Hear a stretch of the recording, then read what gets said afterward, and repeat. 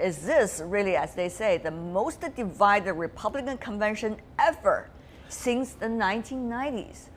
I think it's divided. I think the party is deeply divided, both culturally and ideologically. But I would say that this is not the most divided. It's been divided a lot worse before. 1976 was almost evenly divided between President Ford and his challenger Ronald Reagan. 1964, Barry Goldwater, like Trump, had the convention, but he didn't have the hearts of most Republicans. Mm-hmm. So it seems 1964 is more relevant in this case. Yes, exactly. What do you make of it, Professor Qi, coming from afar? Well, it's certainly extremely divided, not only for the Republican Party, but also overall in this general campaign of the nation. Even though we see it within the Democrats, we see a huge unity, but overall we see this general campaign is very much divided. In between the people who are, for the establishment and the people who are against the establishment. Yes, indeed. That's also reflected in the Democrat Party as well. Having said that, though, let's still focus on the Republicans. We understand there has been a lot of debates about racial issues, and with some of the recent shootings of the police incidents, that seemed to be most of the events taking attention. Has Mr. Trump, Mr. Dunham, doing a good job addressing the problem, at least over the past few days, involving some of the most recent events? Well, a good job is going to depend on whether you're talking That's political. Right. Is it good for him politically? I would say he's been inconsistent. His campaign is trying to take advantage of white anger, sort of a backlash against the Black Lives Matter movement. At the same time, he is supported by a number of white supremacists and extremists. And even yesterday, during the first day of the convention, a Republican congressman talked about how white Europeans had led the world in culture since the beginning of civilization. This is not the way to unite people. We have also seen among the speakers being chosen during the Republican National Convention, of course, by the Trump side, are some African American speakers. And they are talking about not just Black Lives Matter, but rather using the term and change it to Blue Lives Matter. Of course, Black Lives Matter is a social movement going on in the United States, so-called protecting the African Americans against the brutality as what they see from the police. But of course, Blue Lives Matter, here they are referring to protecting the police. So when you have those speakers coming in, are they really bringing the party together or likely to bring the situation even worse? Well, I happen to think that one of the speakers you're talking about, who is a law enforcement officer, was an effective speaker. But I don't think he's going to convince Black Democrats to go Republican. I think what he does mostly is that he convinces Republicans who favor Trump that it's not racist to believe that the police lives matter as well as African American lives. Professor Qi, what do you think? Will the day-to-day events, as we have talked about, the racial issue has been flared up inside major cities across the United States, but will day-to-day issues like this really influence the final result of a party nomination and even the final result of the presidential election? I think the recent developments is really tragic, not only for the victims, for the both the police and the other dead during this terrible tragic instance. I also think it's tragic really for the overall society, and I think here we need to make a distinction in between how the politicians handle this, long, deeply rooted problems, and the case when during the campaign, how the candidates dealing with this, the distinction need to be made. Right now, it's really hard to predict, any particular instance will affect the overall result of the campaign. But I think it would be even more tragic if politicians to make this to their advantage just for the election purpose. Well, I guess that's something that is happening right now when it comes to a presidential election cycle. We are now joined now from Cleveland, Ohio, Mr. Brandon Andrews, former U.S. Senate staff and now director of Impact. Mr. Andrews, welcome to our program. You are in Cleveland. You saw what happened. So what do you make of it? The most divided day, and what to do with the most important issue of the day, the racial issues?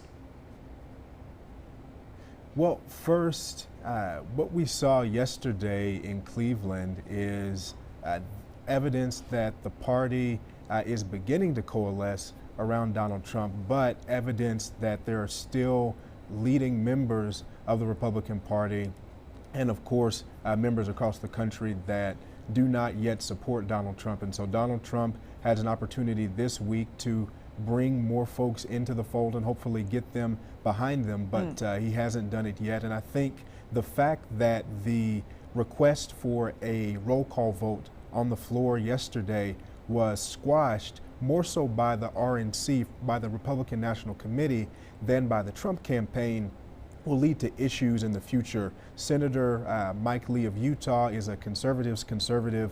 So is Ken Cuccinelli, who's the former Attorney General from the state of Virginia.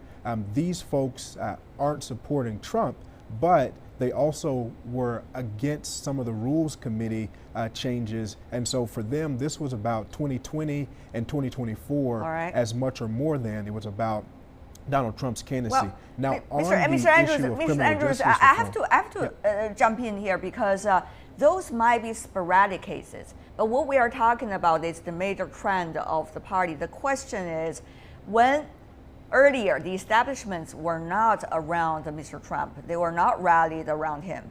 Now, Mr. Trump has pretty much been embarrassed over the first day of the national convention. But after that, what's likely to happen? Will people eventually rally with the banner of the Republican Party and eventually support this candidate, even if it is Donald Trump? Or you see the issue has become such a severe one.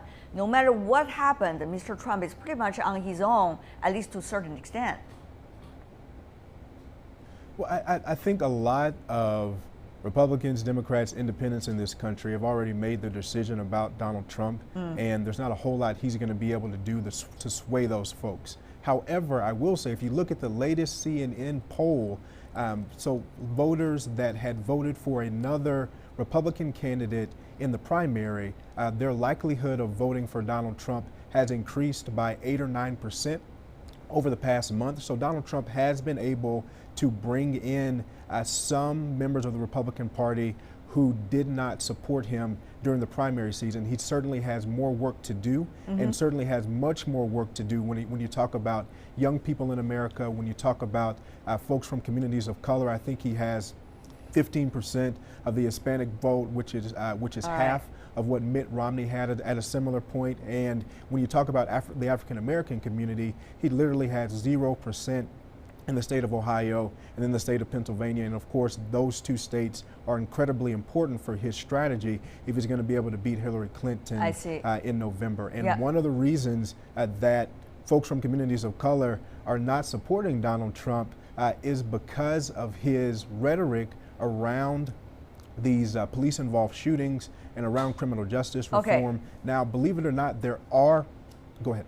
Go ahead. Well, thank you, sir. Mr. Dunham, what do you make of what Mr. Andrews just said? Well, I think a key point that he was making is that Donald Trump is spending the week of his convention trying to consolidate his Republican vote, to bring Republicans who are suspicious of him into the fold. Conventions are supposed to be when you reach out to voters in the middle, the undecided voters, and it's a sign of fundamental weakness when you're doing that. I think the unifying factor for Donald Trump and Republicans is Hillary Clinton and to a lesser extent Barack Obama.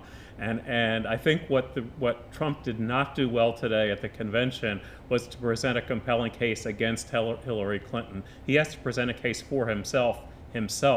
but he needs to use the convention like George Bush did in 2004 against John Kerry to show why the other person should not be elected, as well as why they should be elected. Will he be able to do that, Mr. Trump, when he does not yet come up with his own plan of how to deal with some of the thorny issues facing the United States, whether it's internal issues such as racial issue or external issues such as foreign policies?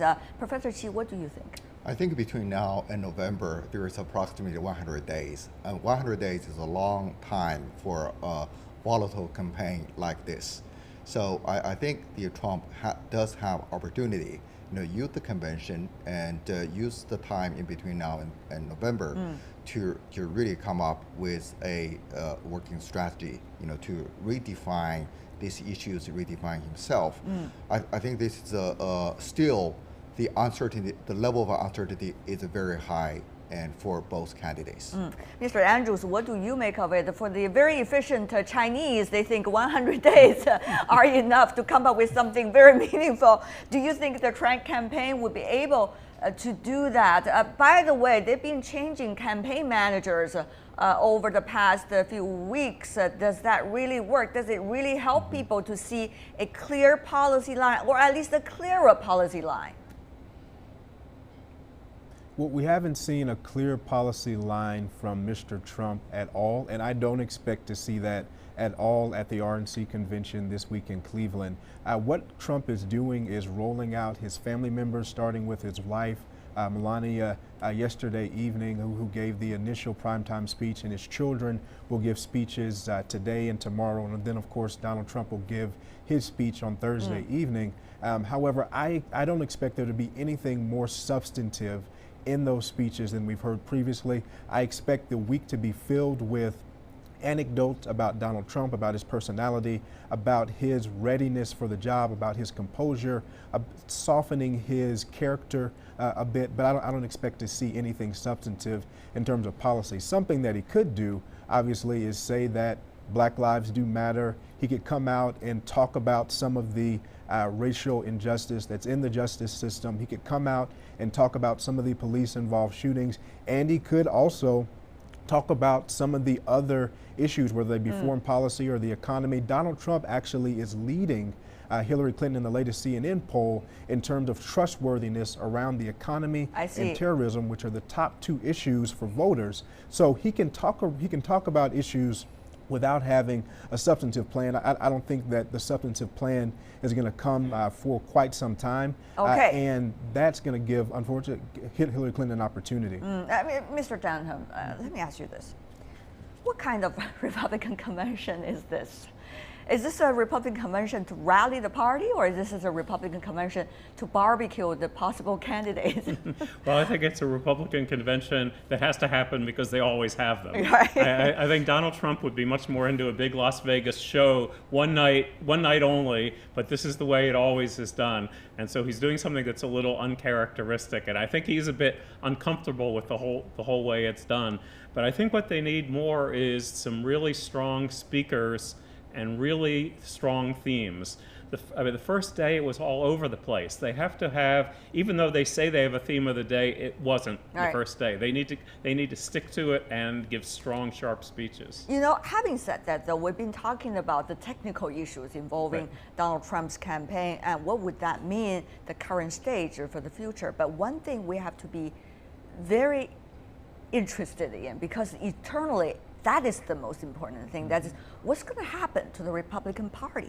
We see a party extremely divided. We see the establishment of the Republican Party are strongly against a possible candidate. Well, it seems that the grassroots of that party has been providing strong support for that possible candidate, namely Donald Trump. So what's going to happen in the future? I think that is an interesting question. Professor Qi, from a Chinese perspective, the Republican Party has been dealing with China quite frequently. After all, China and United States established diplomatic relations when the Republican Party was in the White House. That's true. But of course, that doesn't mean one country is closer to one party, not necessarily close to the other. But still, Republican Party is a very interesting and important political party to the U.S.-China relations. So, Professor Qi, what do you make of it? Well, I think the what's happening, this division and this conflicts not only exist in the Republican Party, but also we see that in the first half of the campaign during the Democratic Party as well, when Bernie Sanders, versus Hillary Clinton, That's we see that.